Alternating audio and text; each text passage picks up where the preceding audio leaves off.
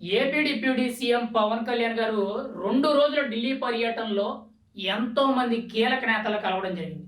అందులో ముఖ్యులు కేంద్ర మంత్రివర్యులు ఎవరెవరిని కలిశారు? అసలు మనకి ప్రయోజనాలు వచ్చే అవకాశం ఉంది అనేది ఈ వీడియోలో మనం చెప్పుకోబోతున్నాం.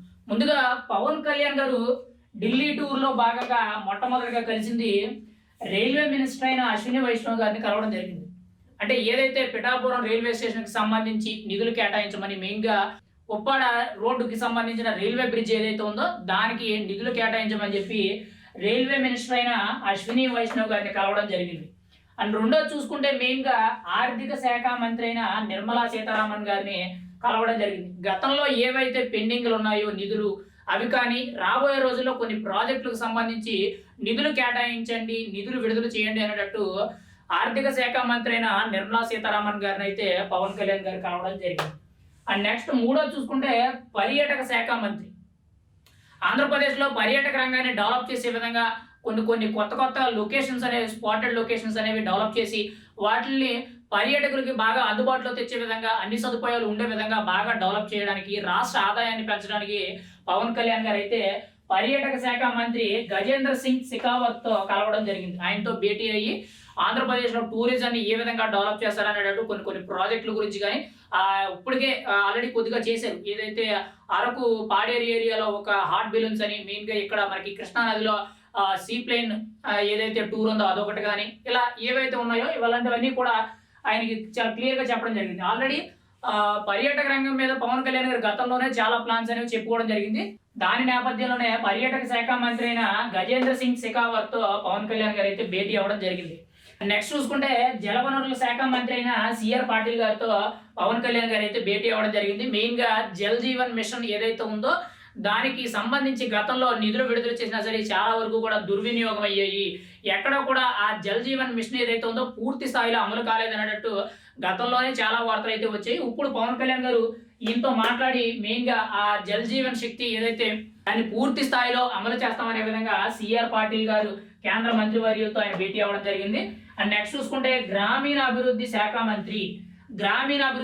మంత్రి అయిన శివరాజ్ సింగ్ చౌహాన్ గారితో కేంద్ర మంత్రివర్యులతో పవన్ కళ్యాణ్ గారు భేటీ అవ్వడం జరిగింది. మెయిన్గా గ్రామీణాభివృద్ధి శాఖ అనేది మెయిన్గా ఇక్కడ బీజేపీ తరపు నుంచి శివరాజ్ సింగ్ చౌహాన్ గారు ఉంటే మనకు ఆంధ్రప్రదేశ్లో పవన్ కళ్యాణ్ గారి శాఖల్లో అదొక శాఖ కాబట్టి, అంటే పవన్ కళ్యాణ్ గారు 5 శాఖల్లో గ్రామీణాభివృద్ధి శాఖ ఒకటి కీలకం కాబట్టి గ్రామీణ ప్రాంతాల్లో అభివృద్ధి అనేది ఎలా ఉండాలి, దానికి సంబంధించిన నిధులు అనేవి ఇంకా రాబోయే రోజుల్లో ఏమేమి చేయబోతున్నాం, గతంలో ఎక్కడెక్కడ చిన్న తప్పిదాలు జరిగినాయి అనేటట్టు ప్రతి ఒక్కటి కూడా ఆయనతో భేటీ అయ్యి మాట్లాడడం జరిగింది. దానికి సంబంధించిన నిధులు కూడా విడుదల చేయాలని చెప్పి ఆయనతో భేటీలో కలిసినప్పుడు మాట్లాడడం జరిగింది. ఖచ్చితంగా శివరాజ్ సింగ్ చౌహాన్ గారు ఖచ్చితంగా నిధులు విడుదల చేసే అవకాశం కూడా ఉంది అనేటట్టు గ్రామీణాభివృద్ధి శాఖ, ఎందుకంటే పవన్ కళ్యాణ్ గారి శాఖల్లో గ్రామీణాభివృద్ధి చాలా కీలకం కాబట్టి ఖచ్చితంగా ఈ శాఖకి నిధులు విడుదలయ్యే అవకాశం కూడా ఎక్కువ శాతం ఉంది. అండ్ నెక్స్ట్ చూసుకుంటే మనకి మెయిన్గా అటవీ పర్యావరణ శాఖ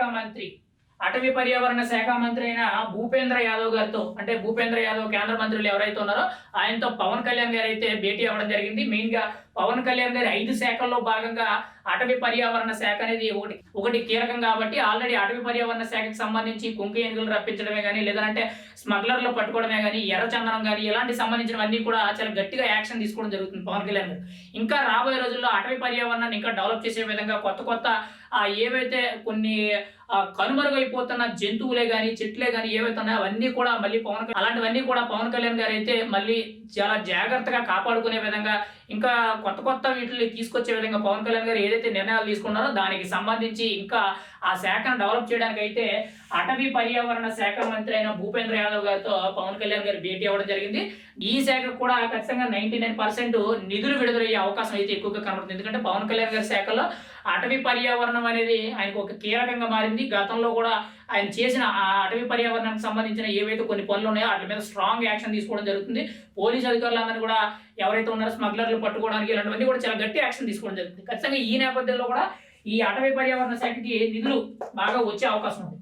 అండ్ నెక్స్ట్ చూసుకుంటే ఫైనల్గా 7వ శాఖ చూసుకుంటే పంచాయతీరాజ్ శాఖ మంత్రి రాజీవ్ రంజన్ సింగ్ తో పవన్ కళ్యాణ్ గారు అయితే భేటీ అవ్వడం జరిగింది. ఖచ్చితంగా పవన్ కళ్యాణ్ గారి 5 శాఖల కంటే ఫస్ట్ ఇంపార్టెన్స్ దొరికేది పంచాయతీరాజ్ శాఖ.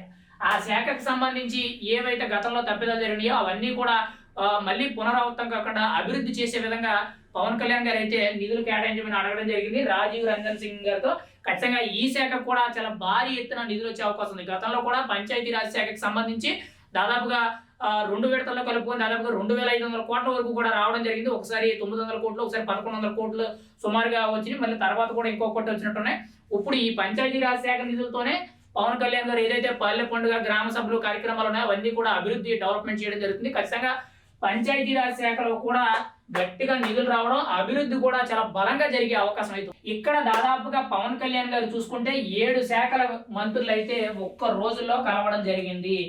వాళ్ళతో ఏవైతే గతంలో జరిగిన తప్పిదాలను పక్కన పెడితే అవన్నీ కూడా కరెక్ట్ చేసే విధంగా రాబోయే రోజుల్లో అలాంటి సమస్యలు పునరావృతం కాకుండా ఖచ్చితంగా అభివృద్ధి దిశగా చేస్తామనేటట్టు వాళ్ళకి మాట ఇవ్వడం, వాళ్ళ దగ్గర నుంచి కూడా కొంచెం రిక్వెస్టబుల్ గా అడిగి నిధులు అనేవి కేటాయించుకోవడం జరిగింది. ఆల్రెడీ కొన్నింటికి కూడా నిధులు శాంక్షన్ అయినట్టు మనకైతే సమాచారం అయితే తెలుస్తుంది.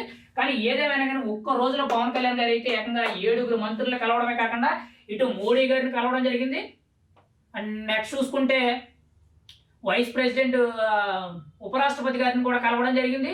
నెక్స్ట్ చూసుకుంటే బీజేపీ జనరల్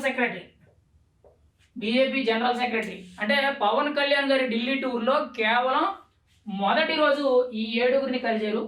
రెండో రోజు ఈ 3 కలిసిందే కాక నిన్న సాయంత్రం అంటే లాస్ట్ డే ఈవినింగ్ రోజు కూడా తెలంగాణ, ఆంధ్రప్రదేశ్ తరపు నుంచి ఎవరైతే ఎన్డీఏ కూటమి తరపు నుంచి అభ్యర్థులు ఎవరైతే ఉన్నారో తెలంగాణ, ఆంధ్ర నుంచి చూసుకుంటే దాదాపుగా తెలంగాణ నుంచి బీజేపీ తరపున 9 మంది ఎంపీలు, ఇటు ఆంధ్రప్రదేశ్ చూసుకుంటే టీడీపీ తరపున 16 మంది, జనసేన తరపున 2, బీజేపీ తరపున 3, మొత్తం కలిపితే 30 మంది ఎంపీలతో పవన్ కళ్యాణ్ గారు అయితే నిన్న రాత్రి తాజ్ హోటల్లో డిన్నర్ చేయడం జరిగింది. ఖచ్చితంగా ఆ భేటీలో చాలా మందితో రాజకీయ చర్చనీయాంశాలు మాట్లాడడం జరిగింది. అయితే పవన్ కళ్యాణ్ గారు ఒక్క ఢిల్లీ టూర్ అనేది ఎంతమంది కీలక నేతల్ని కలవడం రాజకీయ అంశాల్లో చాలా చర్చనీయాంశం. ఇప్పటి వరకు కూడా ఎంతో మంది రాజకీయ నాయకులు ఢిల్లీ టూర్ అని వెళ్ళడం జరిగింది. సీఎం చంద్రబాబు నాయుడు గారు వెళ్ళారు, గతంలో మాజీ సీఎం జగన్మోహన్ రెడ్డి గారు కూడా వెళ్ళడం జరిగింది. కానీ ఎవరు కూడా ఒక్క రోజులో 1-2 రోజుల్లో ఎంతమందితో కీలకమైన నేతలతో భేటీ అవ్వడం, వాళ్ళకి సంబంధించి మెయిన్గా అభివృద్ధి దిశగా కొన్ని నిధులు రప్పించుకోవడానికి ఏవైతే సమస్యలు ఉన్నాయో అన్నీ కూడా పునరావృతం కాకుండా చూసుకుంటా అభివృద్ధి దిశగా వాటికి సంబంధించిన నిధులు రప్పించుకోవడానికి అయితే పవన్ కళ్యాణ్ గారు అయితే చాలా గట్టి ప్లాన్ వేశారు.